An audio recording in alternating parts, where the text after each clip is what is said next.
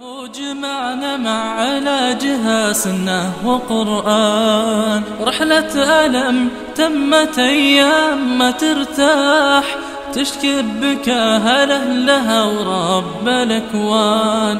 قلبي هذه وأحلى من كل الأفراح، فرحة بزماني تشعل آمالي وتبان.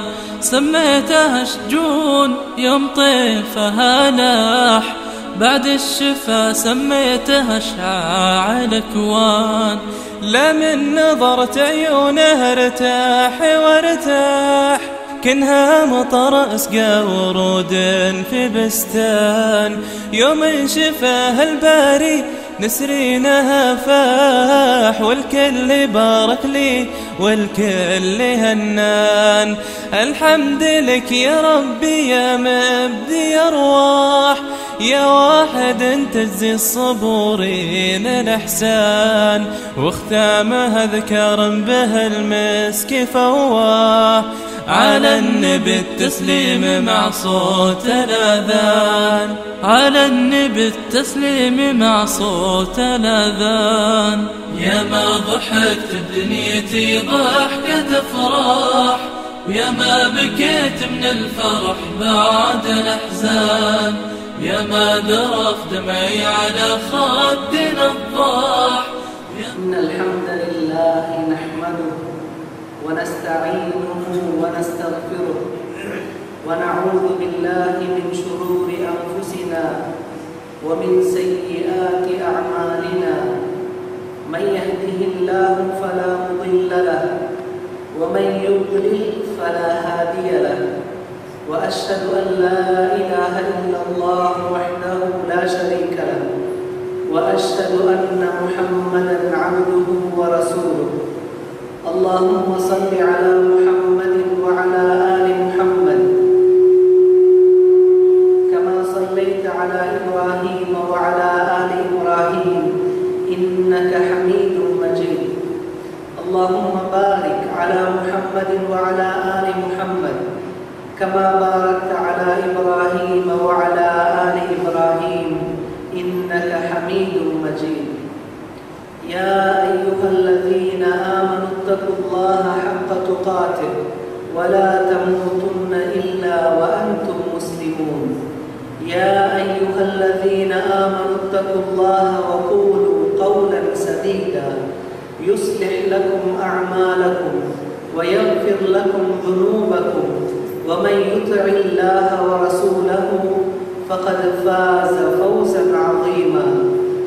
يا أيها الناس اتقوا ربكم الذي خلقكم من نفس واحدة وخلق منها زوجها وبث منهما رجالا كثيرا ونساء، واتقوا الله الذي تساءلون به والأرحام إن الله كان عليكم رقيبا. அல்லாஹு தஆலாவை போற்றி புகழ்கின்றேன். நபிகள் நாயகம் முஹம்மது ஸல்லல்லாஹு அலைஹி வஸல்லம் அவர்கள் மீதும் அவர்களை நல்ல முறையிலே பின்பற்றி வாழ்ந்த சஹாபாக்கள், தாபிஈன்கள், தபஅ தாபிஈன்கள் உட்பட அனைத்து நல்லடியார்கள் மீதும் என்றென்றும் அல்லாஹ்வின் சாந்தியும் சமாதானமும் உண்டாவதாக. இந்த ஜும்ஆ கடமையை நிறைவேற்றுவதற்காக அல்லாஹ்வின் மாளிகையிலே ஒன்று கூடியிருக்கும் அவனின் நல்லடியார்களே, எந்நேரமும் அந்த அல்லாஹ்வை அஞ்சி பயந்து நடந்து கொள்ளுங்கள். அவன் எதை செய்யும்படி கட்டளையிட்டிருக்கின்றானோ அவற்றில் முடியுமானவற்றை எடுத்து நடவுங்கள். எதை செய்யக்கூடாது என்று தடுத்திருக்கின்றானோ அவற்றிலிருந்து முற்று முழுதாக தவிர்த்து நடந்து கொள்ளுங்கள். அதிலேதான் மனிதர்களுக்கான விமோசனம் இருக்கின்றது. கண்ணியத்துக்குரிய சகோதரர்களே, இன்று முஸ்லிம்களையும் இஸ்லாத்தினது நிலைமையையும் எடுத்து பார்த்தால், முஸ்லிம்கள் அல்லது இஸ்லாம் என்பதற்காக பலரும் பல குற்றச்சாட்டுக்களை முஸ்லிம்களுக்கும் இஸ்லாத்துக்கும் எதிராக விடுத்து கொண்டே இருப்பதை எல்லோராலும் கண்டுகொள்ள முடிகின்றது. இப்படி இஸ்லாத்துக்கும் முஸ்லிம்களுக்கும் எதிராக சாட்டப்படக்கூடிய குற்றச்சாட்டுகளிலே மிக முக்கியமானதாக உள்ளது, முஸ்லிம்கள் எனப்படுகின்றவர்கள் இரக்கமற்றவர்கள், அவர்களிடம் இரக்கமில்லை, எந்த உயிர்களின் மீதும் இரக்கம் காட்டுவதில்லை, மனிதர்கள் மீதும் இரக்கம் காட்டுவதில்லை, மனிதர்கள் அல்லாத அடுத்த உயிர்களின் மீதும் இரக்கம் காட்டுவதில்லை. அதே போன்று முஸ்லிம்களும் அப்படித்தான், இஸ்லாமும் அப்படித்தான் ஏவுகின்றது. எப்படி அவர்கள் இப்படி இருக்கின்றார்களோ, இஸ்லாம் ஏவியதால் தான் அப்படி அவர்கள் இரக்கமற்றவர்களாக இருக்கின்றார்கள், உயிர்களை மதிக்காதவர்களாக இருக்கின்றார்கள் என்று பல குற்றச்சாட்டுக்கள் முஸ்லிம்களுக்கும் இஸ்லாத்துக்கும் எதிராக வருவதை எல்லோராலும் கவனிக்க முடிகின்றது. கண்ணியத்துக்குரிய சகோதரர்களே, இஸ்லாத்தின் எதிரி என்று வருகின்ற போது இப்படியான குற்றச்சாட்டுக்களை இஸ்லாத்தின் மீது திணிக்கத்தான் செய்வார்கள். முஸ்லிம்கள் என்று வருகின்ற போதும் அவர்களிலும் சிலர் இப்படியான குற்றச்சாட்டுக்களை சரிகாண்பதை போன்று இருப்பது மிகவும் கவலைக்குரியதாகத்தான் இருக்கின்றது. இப்படி முஸ்லிம்களுக்கும் இஸ்லாத்துக்கும் எதிராக குற்றச்சாட்டுக்கள் வருகின்ற போது எங்களது சில சகோதரர்கள் நினைக்கின்றார்கள், இப்படியான குற்றச்சாட்டுக்கள் சரியாகத்தானே இருக்கின்றது, இஸ்லாத்தில் உயிர்களுக்கு இரக்கம் காட்டுவதில்லை தானே என்று சிலர் நினைக்கின்றார்கள். இன்னும் சிலர் நினைக்கின்றார்கள், அப்படி இருக்காது, இஸ்லாம் எப்போதும் நல்லதைத்தான் ஏவும் என்ற விதத்திலே இஸ்லாம் அனைத்தின் மீதும் இரக்கம் உள்ளதாகத்தான் இருக்கும். முஸ்லிம்களாக உள்ளவர்கள் இரக்கம் என்ற பண்பை உடையவர்கள் தான் என்று நினைக்கின்றார்கள். ஆனால் காபிர்களால் இஸ்லாத்துக்கு எதிராக சொல்லப்படக்கூடிய அந்த சந்தேகத்துக்கு எப்படி பதில் சொல்வது என்று தெரியாத நிலையில் இருக்கின்றார்கள். ஆகவே கண்ணியத்துக்குரிய சகோதரர்களே, முஸ்லிமாக பிறந்த நாங்கள் இஸ்லாம் நல்லது என்பதை தெரிந்திருக்கக்கூடிய அதே நேரத்திலே இப்படியான குற்றச்சாட்டுக்கள் வருகின்ற போது அதற்குரிய பதில் என்ன என்பதையும் தெரிந்து வைத்துக் கொள்வது எங்களுக்கு நாங்கள் பின்பற்றக்கூடிய இந்த இஸ்லாத்திலே கூடுதலாக நம்பிக்கை வருவதற்கு உதவுவதாக இருக்கும். ஆகவே கண்ணியத்துக்குரிய சகோதரர்களே, இஸ்லாம் உண்மையிலேயே காபிர்கள் கூறுவதை போன்று இரக்கமற்றதா? முஸ்லிமாக பிறந்தவர்கள் மனிதர்களுடைய உயிரையும் மிருகங்களுடைய உயிரையும் மதிக்காதவர்கள் தானா என்பதை நாங்கள் தெரிந்து கொள்ள வேண்டும்.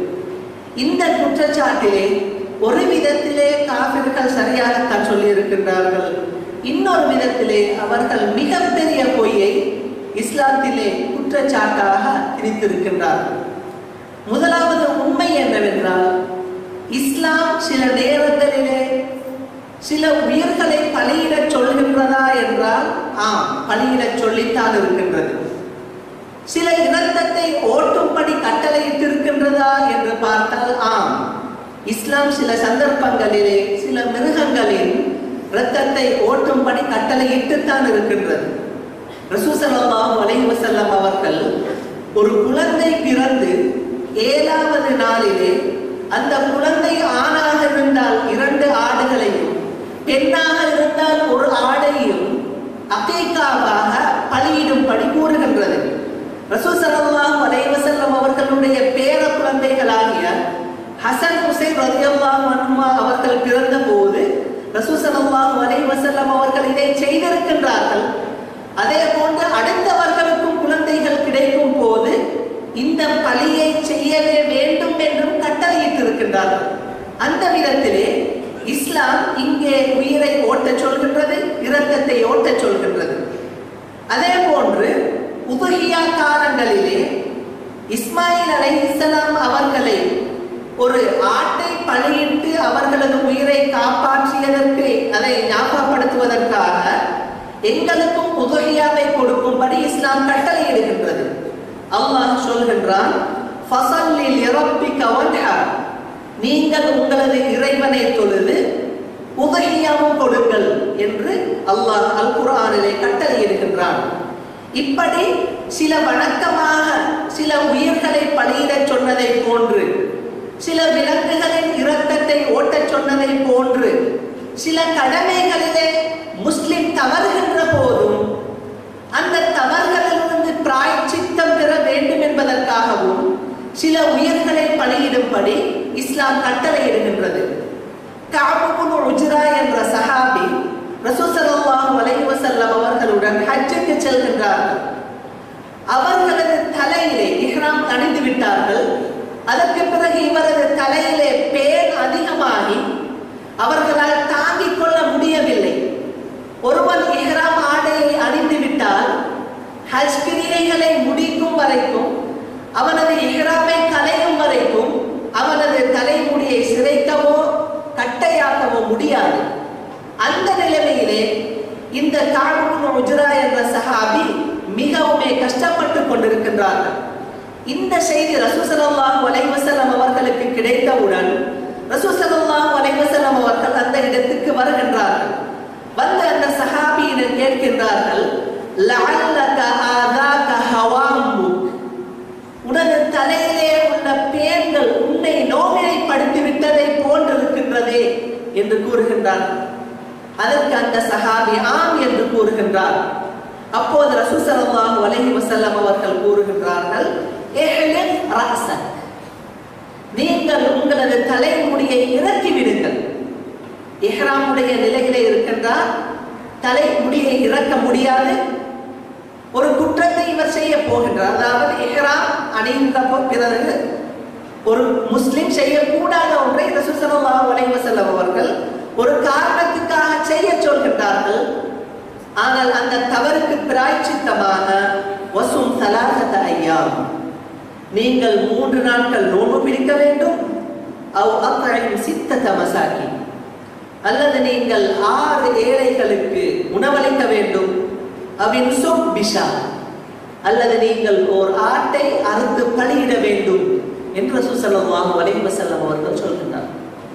இந்த ஹதீஸை கவனிக்கின்ற போது ஒரு குற்றத்துக்கு பிராயச்சித்தமாக ரசூல் ஸல்லல்லாஹு அலைஹி வஸல்லம் அவர்கள் ஒரு இரக்கத்தை ஓட்டச் சொல்லி இருக்கின்றார்கள், ஒரு உயிரை பலியிடும்படி கூறியிருக்கின்றார்கள். ஆகவே கண்ணியத்துக்குரிய சகோதரர்களே, இஸ்லாம் சில சந்தர்ப்பங்களிலே சில உயிர்களை, விலங்குகளின் உயிர்களை ஓட்டச் சொல்லி இருக்கின்றதா என்று பார்த்தால் ஆம், ஓட்டச் சொல்லித்தான் இருக்கின்றது. சில இரக்கத்தை ஓட்டச் சொல்லித்தான் இருக்கின்றது. ஆனால் இதுதான் இஸ்லாத்தின் அடிப்படையா என்று கேட்டால் அப்படி இல்லை. இது இஸ்லாத்திலே விதிவிலக்கான சில சந்தர்ப்பங்கள். சில சந்தர்ப்பங்களிலே சில காரணங்களுக்காக அல்லாஹ் தஆலா இதை செய்ய சொல்லி இருக்கின்றானே தவிர இஸ்லாத்தின் அடிப்படை மிருகங்களினதோ மனிதர்களினதோ உயிர்களை மதிக்காமல் இருப்பதல்ல. மாற்றமாக மிருகங்களினதும் மனிதர்களினதும் உயிர்களை மதிப்பதுதான் இஸ்லாத்திலே அடிப்படையானது. அந்த விதத்திலே காஃபிர்கள் மிகப்பெரிய பொய்யை சொல்லிவிட்டார்கள். மேலே குறிப்பிட்ட அந்த சந்தர்ப்பங்களிலே இஸ்லாம் உயிர்களை பலியிட சொல்லி இருந்தாலும் கூட அந்த உயிர்கள் இஸ்லாத்தின் நோக்கம் அல்ல. அதனையும் அல்லாஹ் தஆலா விளங்கப்படுத்துகின்றான். அல்லாஹ் சொல்கின்றான், லன் யனாலல்லாஹ லுஹூமுஹா வலா திமாஉஹா வலாகி யனாலுஹு தக்வா மின்கும். அப்படி பலியிடக்கூடிய அந்த பலியிடப்பட்ட உயிரினங்களின் இரத்தமோ அதனது சதைகளோ அல்லாஹ் தஆலாவை வந்து சேர்வதில்லை. அதாவது இப்படியான பலியிடுகின்ற போதெல்லாம் அந்த உயிரினங்கள் அல்லாஹ் தஆலாவினுடைய நோக்கம் அல்ல. மாற்றமாக வலாக்கி யனாலுஹு தக்வா மின்கும், உங்களது இறையச்சம் தான் அல்லாஹ்வை சென்றடைகின்றது என்று அல்லாஹ் தஆலா இந்த வசனத்திலே சுருக்கமாக சொல்லி இருக்கின்றான்.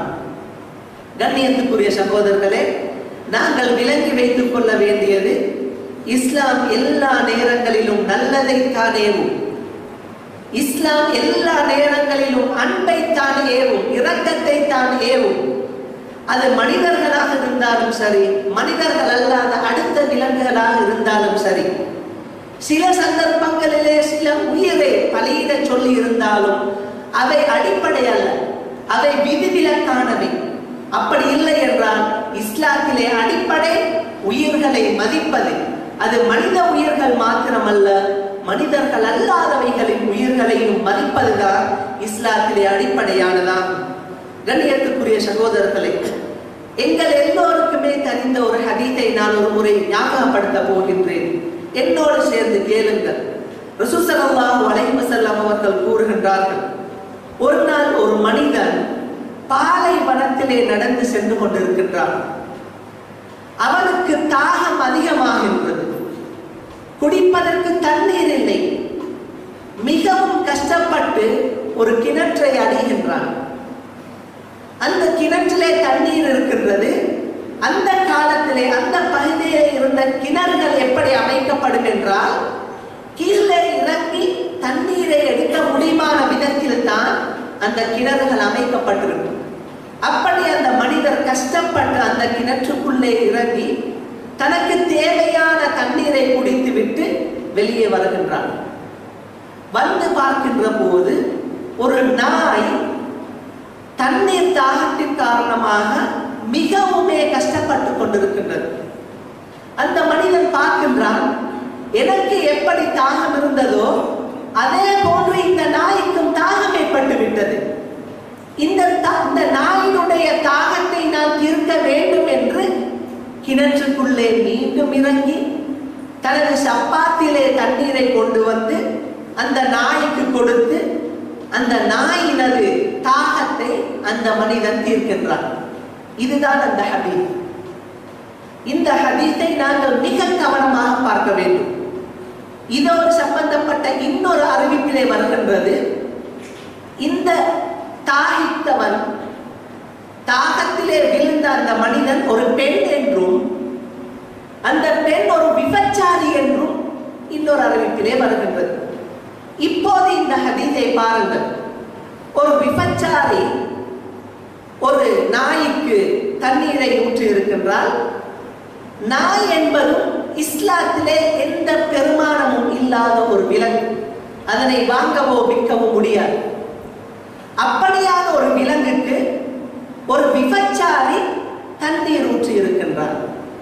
அதன் மூலமாக அல்லாஹ் தஆலா அந்த நாய்க்கு, அதாவது இஸ்லாத்திலே பெருமதி இல்லாத ஒரு விலங்கு, அந்த விலங்குக்கு தண்ணீர் ஊற்றியதால் அந்த விபச்சாரியினது பாவங்களை அல்லாஹ் தஆலா மன்னித்ததாக ஹதீஸிலே வருகின்றது.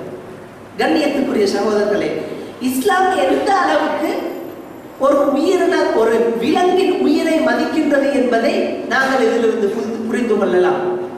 இஸ்லாம் இரக்கமற்றது என்றிருந்தால், இஸ்லாத்தை பின்பற்றுகின்றவர்களிடம் இரக்கம் இல்லை என்றிருந்தால் அந்த பெண் அப்படி செய்திருக்கவும் மாட்டார்.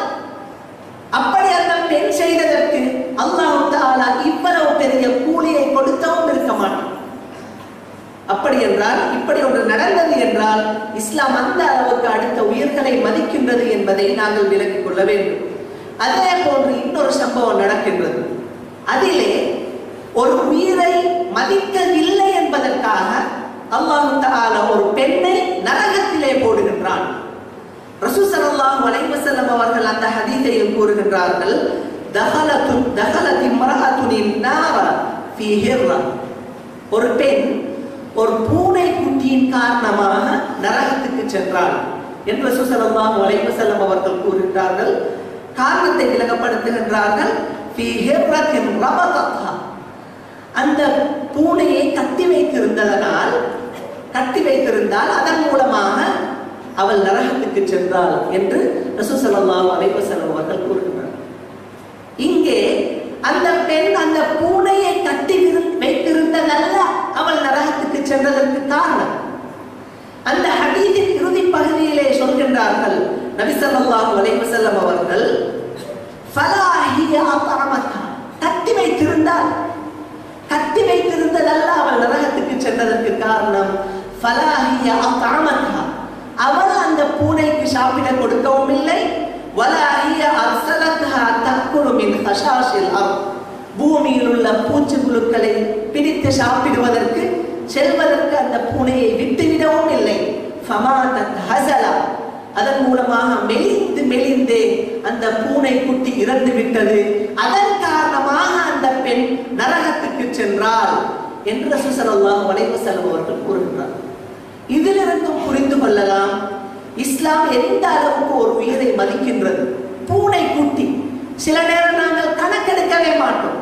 அப்படியான ஒரு பூனை குட்டியை கட்டி வைத்திருந்து அதற்கு சாப்பாடு கொடுக்காமல் மெலிந்து இறந்து போனதால் அல்லாஹ் தஆலா ஒரு பெண்ணை நரகத்திலே போட்டான் என்றால் எந்த அளவுக்கு இஸ்லாம் உயிர்களை மதிக்கின்றது என்பதை நாங்கள் இதிலிருந்து விளங்கிக் கொள்ள வேண்டும். இஸ்லாம் உயிர்களை மதிக்கின்றது என்பதனால் சில உயிர்களை அழைத்து சாப்பிடுவதற்கு அனுமதி அளித்திருந்தாலும் கூட அதே உயிரை தேவையில்லாமல் வதை செய்வதை இஸ்லாம் தடுத்திருக்கின்றது. ஒரு முறை இப்னு உமர் ரலியல்லாஹு அன்ஹு அவர்கள் ஒரு பாதையிலே சென்று கொண்டிருக்கின்றார்கள். ஒரு சிறுவன் ஒரு கோழியை பிடித்து கட்டி வைத்துக் கொண்டு அந்த கோழிக்கு அடித்துக் கொண்டிருக்கின்றார். சிறுவர்கள் என்று வருகின்ற போது அவர்களிலே சிலர் இப்படியான செயல்களின் மூலமாக இன்பம் காணுவார், சந்தோஷப்படுவார். அப்படி ஒரு சிறுவன் செய்து கொண்டிருக்கின்றார். ஒரு கோழியை பிடித்து, கோழி என்பது முஸ்லிம்களுக்கு அறுத்து சாப்பிட முடியுமான ஒரு பறவை.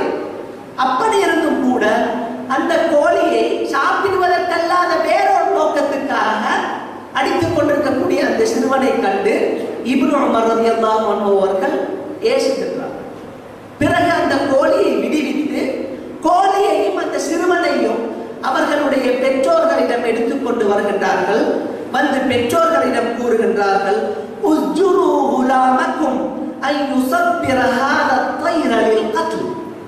இந்த பறவையை கொல்வதற்காக கட்டி வைத்து அநியாயம் செய்வதை விட்டும் உங்களது குழந்தையை நீங்கள் தடுக்க வேண்டும் என்று கூறிவிட்டு சொல்கின்றார்கள். நான் ரசூல் ஸல்லல்லாஹு அலைஹி வஸல்லம் அவர்களை சொல்ல கேட்டிருக்கின்றேன், நஹா அன் துஸப்பர பஹீமத்துன் அவ் கைருஹா லில் கத்ல். ஒரு பிராணியோ அல்லது அதே போன்ற இன்னொரு உயிரோ கொலை செய்யப்படுவதற்காக, அதாவது தேவையில்லாமல் உயிரை போக்குவதற்காக அநியாயம் செய்வதை தடுப்பதை நான் ரசூல் ஸல்லல்லாஹு அலைஹி வஸல்லம் அவர்கள் தடுத்ததை நான் கேட்டிருக்கின்றேன் என்று உமர் ரலியல்லாஹு அன்ஹு அவர்கள் கூறுகின்றார்கள். கண்ணியத்துக்குரிய சகோதரர்களே, நான் ஏற்கனவே கூறியதை போன்று கோழி என்பது அறுத்து சாப்பிடுவதற்கு இஸ்லாத்திலே அனுமதி அளித்திருக்கக்கூடிய ஒரு பறவையை தேவையில்லாமல் அநியாயம் செய்கின்ற போது இஸ்லாம் தடுக்கின்றது என்றால் இஸ்லாம் உயிர்களை மதிக்கின்றது என்பது அடிப்படை என்பதையும், தேவை ஏற்படுகின்ற போதுதான் அந்த உயிர்களை அறுத்து சாப்பிடுவதற்கு இஸ்லாம் அனுமதி அளித்திருக்கின்றது என்பதையும் இதிலிருந்து நாங்கள் விலகிக் கொள்கின்றோம். இது இப்னு உமர் ரலியல்லாஹு அன்ஹு அவர்களுக்கு நடந்த ஒரு சம்பவம். இதே போன்ற ஒரு சம்பவம் ரசூல் ஸல்லல்லாஹு அலைஹி வஸல்லம் அவர்களுக்கும் நடந்திருக்கின்றது. ரசூல் ஸல்லல்லாஹு அலைஹி வஸல்லம் அவர்கள் ஒரு இடத்திலே நின்று கொண்டிருக்கின்றார்கள். ஒரு கழுதை வருகின்றது. கண்ணியத்துக்குரிய சகோதரர்களே, கழுதையினுடைய சத்தத்தை அல் குர்ஆனிலே சத்தங்களிலே மிக வெறுக்கத்தக்க சத்தம் என்று வர்ணித்திருக்கின்றது குர்ஆன். அப்படியான அந்த கழுதை பாதையிலே வந்து கொண்டிருக்கின்றது. அதனது முகத்திலே அடையாளமிடப்பட்டிருக்கின்றது நெருப்பினால். இதனை கண்டுவிட்டு ரசூல் ஸல்லல்லாஹு அலைஹி வஸல்லம் அவர்கள் மிகவும் கவலைப்பட்டார்கள். ரசூல் ஸல்லல்லாஹு அலைஹி வஸல்லம் அவர்கள் கூறினார்கள், லஅனல்லாஹ் அல்லதி வஸம். இந்த பிராணிக்கு, இந்த கழுதையினுடைய முகத்திலே யார் நெருப்பினால் அடையாளமிட்டாரோ அவரை அல்லாஹ் தஆலா லஅனத் செய்து விட்டான், அவனது அருளில் இருந்து தூரமாக்கி விட்டான் என்று ரசூல் ஸல்லல்லாஹு அலைஹி வஸல்லம் அவர்கள் கூறினார்.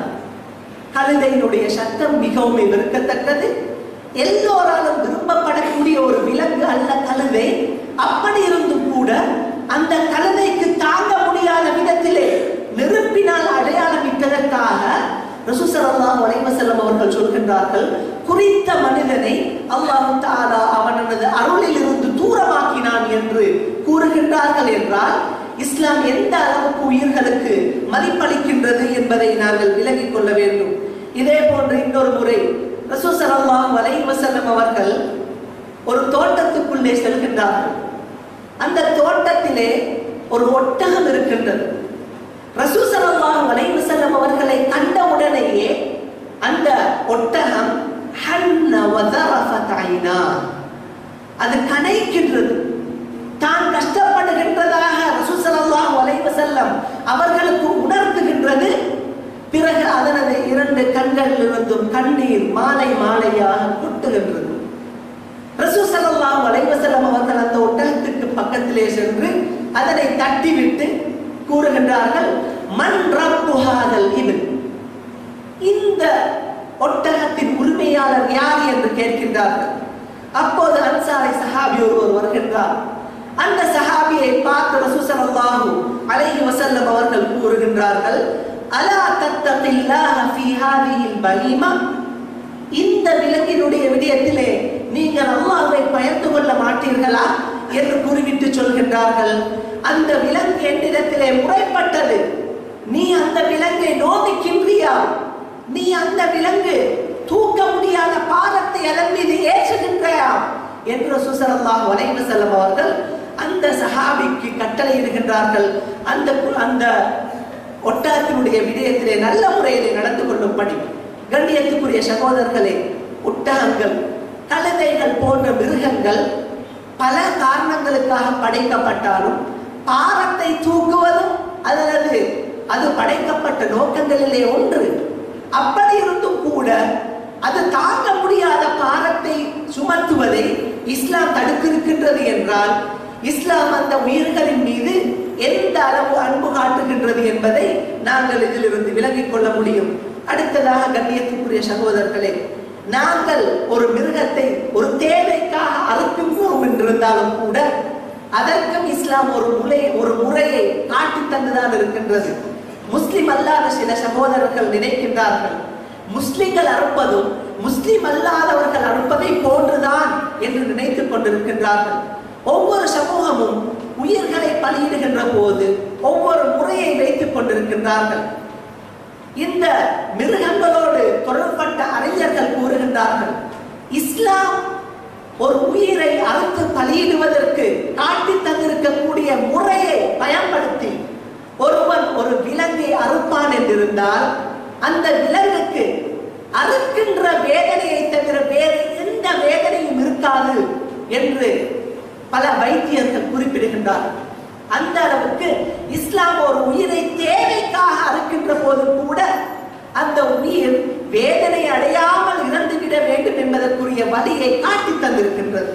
ரசூல் ஸல்லல்லாஹு அலைஹி வஸல்லம் அவர்கள் சொல்கின்றார்கள், இன்னல்லாஹ கதபல் இஹ்சான அலா குல்லி ஷை, அல்லாஹ் தஆலா எல்லா விடயங்களிலும் நல்லதை தான் ஏவுகின்றார். எல்லா விடயங்களிலும் فَإِذَا قَتَلْتُمْ فَأَحْسِنُوا الْقِتْلَةَ, நீங்கள் அறுத்தால் நல்ல முறையிலே அறுங்கள், வேதனை செய்ய வேண்டாம், வதை கொடுக்க வேண்டாம். وَإِذَا ذَبَحْتُمْ فَأَحْسِنُوا الذَّبْحَ, நீங்கள் அறுத்து பலியிட்டால் நல்ல முறையிலே அறுத்து பலியிடுங்கள்.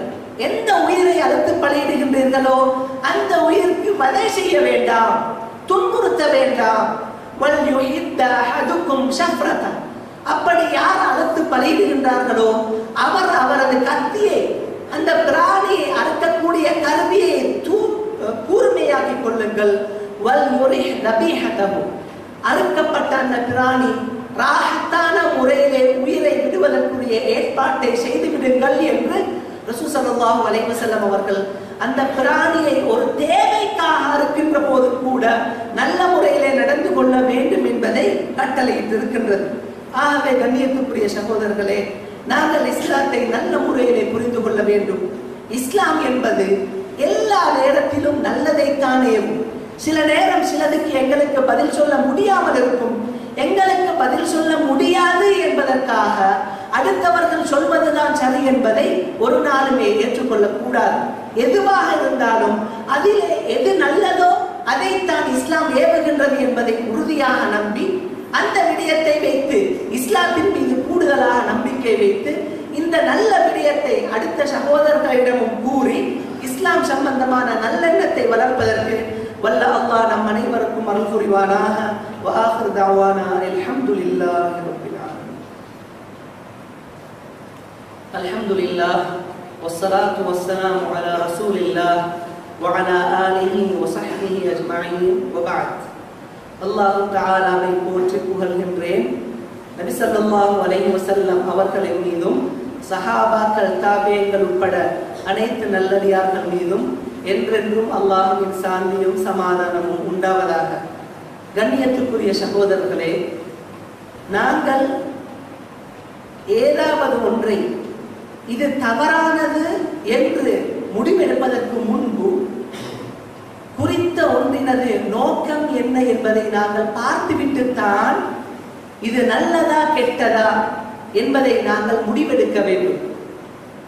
இஸ்லாம் சில மிருகங்களை அறுப்பதற்கு அனுமதி அளித்திருக்கின்றது என்பதற்காக உடனடியாக இஸ்லாம் மோசமானது என்று நாங்கள் முடிவெடுத்து விடக்கூடாது. மாற்றமாக குறித்த பிராணி, எந்த பிராணியை அறுக்க முடியும் என்று இஸ்லாம் அனுமதி அளித்திருக்கின்றதோ அந்த மிருகம் எதற்காக படைக்கப்பட்டிருக்கின்றது என்பதையும் நாங்கள் பார்க்க வேண்டும். மனிதனை பொறுத்தவரையில் அல்லாஹ்வை வணங்குவதற்காகவும் இந்த பூமியை நிர்வகிப்பதற்காகவும் அவன் படைக்கப்பட்டிருக்கின்றான். ஆகவே அந்த மனிதன் இது அல்லாத இன்னொன்றுக்கு பயன்படுத்தப்படுவான் என்றிருந்தால் அங்கே அவன் அநியாயம் செய்யப்படுகின்றான் என்பது அர்த்தம். இதே போன்று நாங்கள் எந்த பிராணிகளை அறுக்கின்றோமோ அந்த பிராணி எதற்காக படைக்கப்பட்டிருக்கின்றது என்பதை பார்க்க வேண்டும்.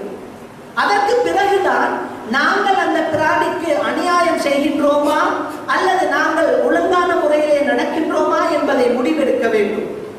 இந்த எந்தெந்த பிராணியை எல்லாம் இஸ்லாம் எங்களுக்கு அறுப்பதற்கு அனுமதி அளித்திருக்கின்றதோ அந்த பிராணிகளை அல்லாஹ் தஆலா எந்த நோக்கத்துக்காக படைத்தான் என்பதை விளங்கப்படுத்தி இருக்கின்றான். அல்லாஹ் தஆலா அல் குர்ஆனிலே சொல்கின்றான், வல் கைல வல் பிகால வல் ஹமீர லிதர்கபூஹா வஸீனா. குதிரை, கோமையர் கழுதை, கழுதை, இந்த பிராணிகளை நீங்கள் அதன் மீது பிரயாணம் செய்வதற்கும் வஸீனா அழகுக்காகவும் அல்லாஹ் தஆலா படைத்திருக்கின்றான் என்று இந்த பிராணிகளை படைத்ததற்குரிய நோக்கத்தை சொல்கின்றான். குதிரையையும் கோமையர் கழுதையையும் இந்த நோக்கத்திற்காக படைத்ததாக அல்லாஹ் தஆலா சொல்கின்றான். இதற்கு மேலதிகமாக ரசூல் ஸல்லல்லாஹு அலைஹி வஸல்லம் அவர்கள் ஒரு ஹதீஸிலே குதிரை சாப்பிடுவதற்காகவும் தான் படைக்கப்பட்டிருக்கின்றது என்பதை விளக்கப்படுத்துகின்றார்கள். எப்படி குதிரையின் மீது ஏறி சவாரி செய்யலாமோ அப்படி நாங்கள் சவாரி செய்கின்ற போது நாங்கள் அதற்கு அநியாயம் செய்கின்றோம் என்று கருதப்பட மாட்டோமோ.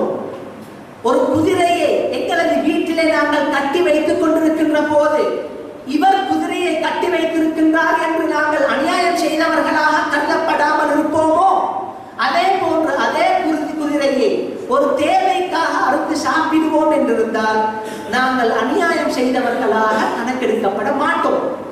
ஏனென்றால் அது அப்படியான பிராணிகள் அந்த நோக்கத்துக்காகத்தான் படைக்கப்பட்டிருக்கின்றது.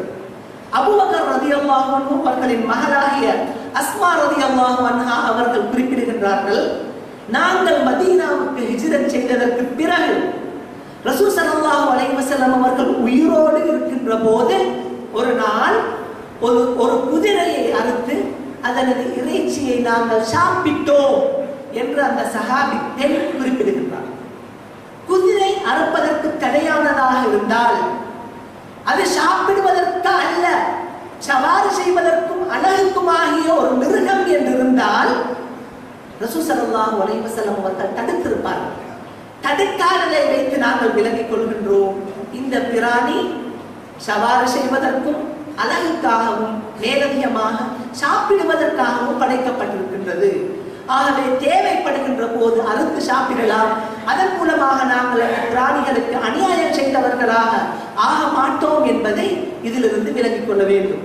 ஆகவே கண்ணியத்துக்குரிய சகோதரர்களே, நான் இவ்வளவு நேரமும் கூறியது மாற்று மதத்தவர்களுக்கு இஸ்லாத்திலே மிருகங்களை அறுப்பதற்குரிய பதிலை அல்ல நான் குறிப்பிட்டது. மாற்றமாக இஸ்லாத்திலே இந்த உயிர்களை, விலங்குகளின் உயிர்களை எப்படி பார்க்கின்றது, அந்த உயிர்களை பலியிடுவது தானா இஸ்லாத்தின் அடிப்படை, அல்லது அந்த உயிர்களுக்கு இரக்கம் காட்டுவது தானா அடிப்படை என்பதை ஒவ்வொரு முஸ்லிமுக்கும் விளங்கப்படுத்த வேண்டும் என்பதற்காகத்தான் நான் மேலே கூறி காட்டிய அனைத்து உதாரணங்களையும் கூறினேன். கண்ணியத்துக்குரிய சகோதரர்களை, இந்த இடத்திலே உள்ள சில சகோதரர்களுக்கு மாற்று மத சகோதரர்களோடு தொடர்புகள் இருக்கும். அவர்களோடு பேசுகின்ற போது அவர்கள் இஸ்லாம் சம்பந்தமாக இஸ்லாத்திலே எது விதிவிலக்காக சொல்லப்பட்டதோ அதை அடிப்படை என்று நினைத்துக் கொண்டு இஸ்லாம் உயிர்களை மதிப்பதில்லை என்று நினைத்துக் கொண்டிருக்கின்றார்கள்.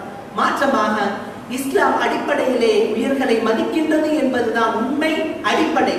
சில சந்தர்ப்பங்களிலே சில உயிர்களை பலியிடும்படி கூறியிருப்பது அது விதிவிலக்கான சில சந்தர்ப்பங்கள் என்பதை விளக்கி இஸ்லாத்தின் மீதுள்ள விருப்பை அடுத்த சகோதரர்களிடம் ஏற்படுத்துவதற்கு நாங்கள் அனைவரும் முயற்சிக்க வேண்டும். அதற்கு வல்ல அல்லாஹ் நம் அனைவருக்கும் அருள் புரிவானாக. வஆகிரு தஅவானா அல்ஹம்துலில்லாஹ்.